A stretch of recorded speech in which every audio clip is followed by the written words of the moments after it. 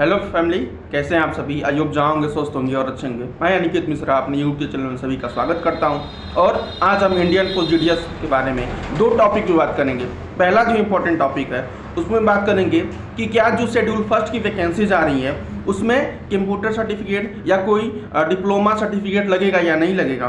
काफ़ी बच्चे कन्फ्यूजन है। और दूसरी बात करेंगे कि जो हरिवंश राय जी हैं हमारे, जिन्होंने ग्रामीण डाक सेवक को लेकर ये बताया है कि हम ग्रेजुएटी पेंशन के साथ साथ सारी सुविधाएं उपलब्ध कराते हैं, तो हम उस पर बात करेंगे कि केवल विपक्ष से जो सवाल उठाया गया था उसका उत्तर दिया गया, फिर बाद में क्वेश्चन नहीं किया गया। कह सकते हैं काउंटर अटैक क्वेश्चन नहीं किया गया, या ये कह सकते हैं कि केवल फॉर्मेलिटी एक पूरा किया गया। एक फॉर्मेलिटी पूरा किया गया कि ग्रामीण डाक सेवक को के बारे में हम बस इतना ही बोलेंगे, क्वेश्चन कोई कर दिया और हम आंसर दे दिए, बस बात खत्म। ये नहीं जाना गया कि उस बात में कितनी सच्चाई है और क्या सच में भारतीय ग्रामीण डाक सेवकों को ये सुविधाएं मिल रही हैं या नहीं मिल रही है। देखिए, अब यूनियन पहले था कि यूनियन खड़ा होता था, अब जब से स्ट्राइक खत्म हुई है तब से देखिए यूनियन भी कुछ कर नहीं पा रहा है। तो ग्रामीण डाक सेवकों का एक्चुअल में वास्तविक रूप से जो आवाज़ उठना चाहिए वो उठ नहीं पा रहा है। खैर, उस पर बात करेंगे। और बहुत सारे मैं देख रहा हूँ कि यूट्यूब पर फैला रहे हैं कि डिप्लोमा सर्टिफिकेट चाहिए आपको, 90 दिन का कोर्स चाहिए, नहीं होगा तो आप डीबी में रिजेक्ट हो जाएंगे। तो मैं पूरा 100% क्लियर बताने वाला हूँ, मेरे वीडियो को स्किप मत करिएगा। मैं जो बताऊंगा वो 100% लिख के दे रहा हूँ, वही होने वाला है डीवी में, क्योंकि मुझे अच्छे से पता है कि क्योंकि जो आदमी जिस विभाग में काम करता है उसके बारे में उसे अच्छे से नॉलेज करता है और मैं ये सब चीज़ें करवा चुका हूँ। तो वीडियो स्किप मत करिएगा, पूरा ध्यान से देखेंगे तभी शायद मेरी बातें समझ में आएंगी। आधा अधूरा देखते हैं तो शायद जो मैं कहना चाहता हूँ शायद आप वो नहीं समझ पाते हैं। तो शुरू करने से पहले मैं सभी से रिक्वेस्ट करता हूं और अपने चैनल पर सभी का स्वागत करता हूं और निवेदन करता हूं कि मेरे वीडियो को अधिक से अधिक अपना प्यार दे, लाइक करें, सब्सक्राइब करें और शेयर करें, ताकि ऐसे ही आपके प्यार और मोटिवेशन से मेरा यूट्यूब चैनल बढ़ता रहे, ग्रोथ करता रहे। तो आइए शुरू करते हैं। देखिए, बात करते हैं कि कंप्यूटर सर्टिफिकेट या डिप्लोमा सर्टिफिकेट के बारे में। आज के 2 या 3 साल पहले कंप्यूटर सर्टिफिकेट और डिप्लोमा सर्टिफिकेट 60 दिनों का कंपलसरी था। कितने दिनों का? 60 दिनों का। अब पिछले जो शेड्यूल फर्स्ट वाली भर्ती थी, जो जनवरी में शेड्यूल फर्स्ट की भर्ती आई थी 2023 में, उसमें क्या हुआ कि कंप्यूटर का जो सर्टिफिकेट है उसको कंपलसरी नहीं कर दिया गया, ना के बराबर कर दिया गया। मैं खुद डीवी कराने गया था, तो बॉस मैं तो सारा चीज़ लेकर गया था, लेकिन कंप्यूटर सर्टिफिकेट, डिप्लोमा सर्टिफिकेट ऐसा कुछ नहीं लगा। जो बच्चे के पास नहीं था वो काफ़ी परेशान थे, लेकिन साफ मना कर दिया गया कि डिप्लोमा सर्टिफिकेट या कंप्यूटर सर्टिफिकेट आपका नहीं लगेगा। ये बात 100% कन्फर्म है। जिन बच्चों के पास अभी नहीं है और वो जल्दी जल्दी करवाना चाहते हैं या कहीं से लेना चाहते हैं, तो मैं सभी से रिक्वेस्ट करता हूं कि ऐसा कदम उठाने की ज़रूरत नहीं है आपको। आपका अगर सिलेक्शन होता है तो आपका 100% डीवी हो जाएगा, ये मैं लिख कर दे रहा हूं। अगर नहीं होगा तो आप मेरे पास आइएगा, क्योंकि मैं वही बोलता हूं जो ट्रू इन्फॉर्मेशन हो, ताकि आप बिना परेशान हो और जो मेरी बात में बोलूँ वो भी सच्चाई रह जाए। कहाँ 2 साल 3 साल पहले कंप्यूटर का डिमांड, डिप्लोमा सर्टिफिकेट ये सब बहुत कंपलसरी था। जैसे कि अभी निवास कंपलसरी है, EWS कंपलसरी है, तो मेडिकल सर्टिफिकेट कंपलसरी है। लेकिन अब जो है, अब आपका जो है कंप्यूटर सर्टिफिकेट को हटा दिया गया है। अब आपको परेशान होने की ज़रूरत नहीं है।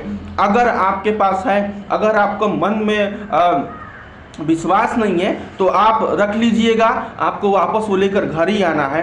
लेकिन जिन बच्चों के पास नहीं है, खासकर जो बच्चे जो अभी तक कोर्स किए नहीं है और वो जल्दी में, देखिए मैं ये नहीं कहता कि आप करिए ना करिए, अच्छे से करिए, नॉलेज लीजिए उस चीज़ का, आगे चल के आपको बहुत बेनिफिट होगा। लेकिन जल्दीबाजी में जो आप लेंगे उसको प्रॉपर अच्छे से सीख नहीं पाएंगे और जहां आपको यूज करना है आप उसको उस जगह पे यूज करिएगा। इस विभाग में आईटी डिप्लोमा सर्टिफिकेट या कंप्यूटर सर्टिफिकेट आपका नहीं लगेगा, क्योंकि कंपलसरी नहीं है। पहले ये सब चीज़ें कंपलसरी थी, अब कंपलसरी नहीं है। तो कन्फ्यूजन क्लियर कर लीजिएगा आप लोग, किसी को वीडियो देखने की जरूरत नहीं है। मैं फिर बता रहा हूँ, अगर आपको डीवी कराना है तो मैं कितनी वीडियो बना चुका हूँ, 100% वीडियो बना चुका हूँ, आप वो वीडियो देख लीजिएगा। या कमेंट अगर करेंगे, आपको अगर असुविधा होगी तो मैं प्रॉपर एक प्रूफ के साथ आपको सारा डीवी का आईडी ला कर रख दूंगा आपके सामने। वो शायद जो मैं दिखाऊंगा आप वही कॉपी कर दीजिएगा। वहाँ पे आपका first DV, second DV, joining में क्या होता है, सारा प्रोसेस कंप्लीट हो जाएगा। मैंने पहले भी 3-4 वीडियो ऑलरेडी बना चुका हूं, लेकिन अगर आपको असुविधा होगी तो मैं आपके लिए इतना कई वीडियो डाल सकता हूं आपको डीवी के लिए। तो प्लीज़ कमेंट करिएगा। और मैं बता दूं कि कंप्यूटर सर्टिफिकेट नहीं लगेगा। एक चीज़ और मैं इसमें ऐड करना चाहूँगा कि मेडिकल सर्टिफिकेट कब लगता है। देखिए, मेडिकल सर्टिफिकेट कंपलसरी है, ठीक है, मेडिकल सर्टिफिकेट आपका है जो कंपलसरी है। अब मेडिकल सर्टिफिकेट कहाँ से बनवाएं? तो मेडिकल सर्टिफिकेट अपने निजी सरकारी अस्पताल जो होते हैं, हर एक गांव में, हर एक क्षेत्र में सरकारी अस्पताल होगा ही होगा।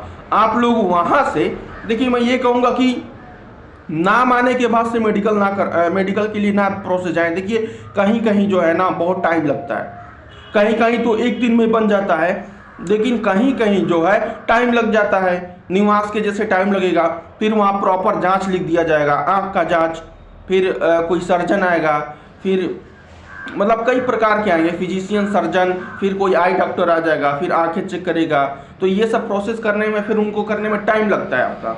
लेकिन मैं यही कहूँगा कि अगर जो बच्चे इच्छुक हैं और जिनका परसेंटेज 95+ है, तो ये सब चीज़ें आप अभी से करवा के रख सकते हैं। मेडिकल सर्टिफिकेट बनवा लीजिए सरकारी अस्पताल से ही, क्योंकि वहाँ जो शायद CMO होते हैं उनके सिग्नेचर लगते हैं, उनके मोहर लगते हैं। तो और आपको यहाँ पोस्ट ऑफिस जब आप फर्स्ट डीवी कराने जाएंगे तो देखिए पोस्ट ऑफिस ये कहती है कि अगर आपके फर्स्ट डीवी में नहीं जमा हो पाएगा, नहीं जमा कर पा रहे हैं, तो आप जो है उसको सेकेंड डीवी में जमा कर लीजिएगा जब आप सेकेंड डीवी कराने आएंगे। लेकिन सेकेंड डीवी में आप जमा करा लीजिएगा।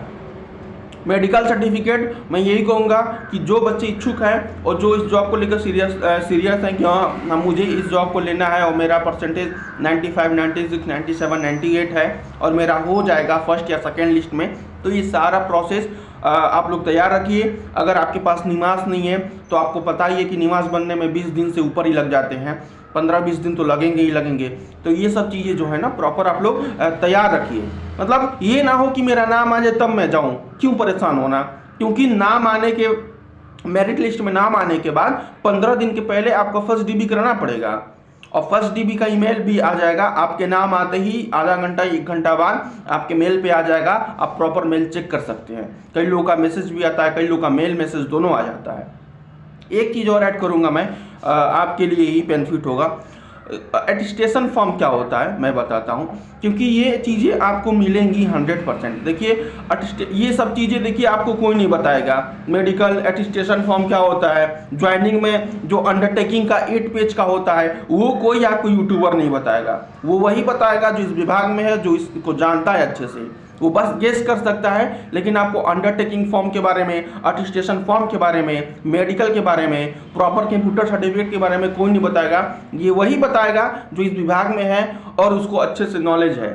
तो मैं बता दूं कि जो अटेस्टेशन फॉर्म होता है आपको कहीं कहीं मतलब आप कहीं जाएंगे हेड ऑफिस में तो आपको कहीं फर्स्ट डीबी में ही वो फॉर्म मिल जाएगा, आपको कहीं आपको वो सेकेंड डीबी में मिलेगा और कहीं आपको ज्वाइनिंग के टाइम मिलेगा, लेकिन मिलेगा जरूर आपको।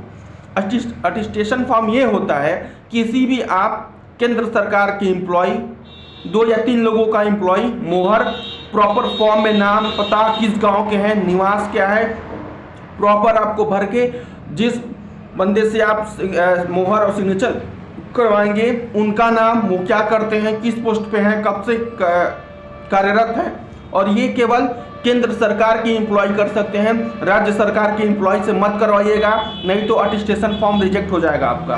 मेरी बात ध्यान से सुनिए आप लोग, मेरी बात ध्यान से सुनिए आप लोग। अटेस्टेशन फॉर्म केवल सेंट्रल गवर्नमेंट वाले एम्प्लॉय इस फॉर्म को भरेंगे, स्टेट गवर्नमेंट वाले नहीं भरेंगे, क्योंकि यह उस पर आप जब अटेस्टेशन फॉर्म मिलेगा तो आपको प्रॉपर वो लिखा रहेगा कि केंद्र कर्मचारियों द्वारा 2 या 3 लोगों के मोहर, उनके द्वारा ये जानना जरूरी कि हाँ आप इनको जानते हैं और आप इनके द्वारा मोहर करा कर लाए हैं। मेरी बात ध्यान से सुनिएगा। अटेस्टेशन फॉर्म में बहुत लोग गलतियां कर देते हैं, अगर वीडियो स्किप करेंगे तो शायद आपको नहीं समझ में आएगा। और ये सब चीज़ें छोटी छोटी नहीं, ये बहुत इंपॉर्टेंट चीज़ें हैं। जब आपको पहली बार मिलेगा तो आप हक्के बक्के हो जाएंगे कि मैं क्या करूं। तो मेरे वीडियो को ध्यान से सुनिएगा और ध्यान से समझिएगा और ध्यान से देखिएगा, क्योंकि ये सब चीज़ें आपको यूट्यूब पर कोई बताएगा नहीं और ना कोई बताने वाला है। तो अटेस्टेशन फॉर्म में प्रॉपर अपना इंफॉर्मेशन और जो सेंट्रल एम्प्लॉय से आप मोहर करवाएंगे, लिखित साइन करवाएंगे, उनका प्रॉपर नाम, वो किस पोस्ट पे है, कब से कार्यरत है, 2 या 3 लोगों का आप करवा सकते हैं। ठीक है, उसके बाद से मैं ऐड करूंगा कि जब फर्स्ट डीवी कराने जाएंगे आप, तो आपको 8 पेज का अंडरटेकिंग फॉर्म मिलेगा। 8 पेज का अंडरटेकिंग, 1 2 3 4 5 6 7 8 ऐसे लिखा रहेगा, 8 पेज का। पहले पेज पे आपका प्रॉपर इंफॉर्मेशन देखिए, उसमें ये तक पूछता है कि आपने क्लास 8 कहाँ से पढ़ा है। जी हाँ, आप ये उसमें लिखा रहता है कि आप क्लास 8 कहाँ से पढ़े हैं, किस सन में पढ़े हैं, और स्कूल का नाम लिखा जाता है। तो उसमें प्रॉपर नाम, आपका डेट ऑफ बर्थ, आपके मतलब आपका मान लीजिए डेट ऑफ बर्थ आपका 13 मार्च हो गया, 13 मार्च 1999। तो कितना दिन, कितना समय, कितना टाइम हो गया, वो प्रॉपर लिखना पड़ता है। तो आप लोग ये सब चीज़ें ध्यान में रख के और मोबाइल के द्वारा कैलकुलेट करके निकाल सकते हैं। उसके बाद से सुनिए, उसके बाद से आपका पोस्ट, जिसमें बीपीएम या आईबीपीएम किस पोस्ट पे हुआ है, किस डिवीजन में हुआ है, कहाँ हुआ है, ये सब चीज़ें आपको कम से कम 4-5 बार लिखना पड़ेगा। उसके बाद से निवास प्रमाण पत्र का जो नंबर होता है आप वो लिखेंगे, EWS का नंबर जो होता है वो लिखेंगे। समझ गए? ये सब चीज़ें लिखना पड़ता है। निवास प्रमाण पत्र का रजिस्ट्रेशन नंबर, EWS का रजिस्ट्रेशन नंबर। जो बच्चे OBC और SC ST वाले कास्ट सर्टिफिकेट ले जाएंगे वो अपना नंबर वहाँ फिल करेंगे प्रॉपर। वो 8 पेज का अंडरटेकिंग फॉर्म बहुत इंपॉर्टेंट होता है, आप लोग गलती मत करिएगा। और ध्यान से सुनिए, जैसे जैसे मैं बता रहा हूँ आपको वैसे वैसे करना है। अगर आपको इस पर अलग से वीडियो चाहिए प्रूफ के साथ, तो मैं ज़रूर लेकर आऊँगा, प्रॉपर आपको समझाऊँगा कि क्या कैसे होता है। अगर इस वीडियो के माध्यम से नहीं समझ में आएगा तो ऐसे ऐसे आपको फर्स्ट डीबी में करना रहता है। और फर्स्ट डीबी मेन इंपॉर्टेंट होता है आपके लिए, सेकेंड डीबी में केवल फॉर्मेलिटी पूरा किया जाता है। और उसके बाद से आपका फर्स्ट डीबी हो जाएगा तो आपको एक्सेप्टेड लेटर मिलेगा। जो CI कंप्लेन इंचार्ज होते हैं वही आपका फर्स्ट डीबी करते हैं, फिर मोहर मार कर देंगे और आपकी नौकरी लगभग 90% कन्फर्म हो जाती है पहले ही डीबी में। तो ये सब चीज़ें हैं, आपको कोई नहीं बताएगा। ध्यान से मेरी वीडियो देखिएगा। अगर आपको इससे रिलेटेड और कुछ नॉलेज चाहिए, भारतीय ग्रामीण डाक विभाग से जितना भी नॉलेज आपको चाहिए मैं देने के लिए तैयार हूँ। A से लेकर और Z तक, DV से लेकर स्कीम तक, कितना खाता, क्या करना है, क्या नहीं करना है, रेट ऑफ इंटरेस्ट क्या है, मैं सारा लेकर वीडियो आऊँगा। आपको DV से, ID से, डॉक्यूमेंट से जितना अगर कुछ कन्फ्यूजन होती है तो प्लीज़ मुझे कमेंट करिएगा, मैं सारा ब्यौरा तैयार करके लेकर आऊँगा।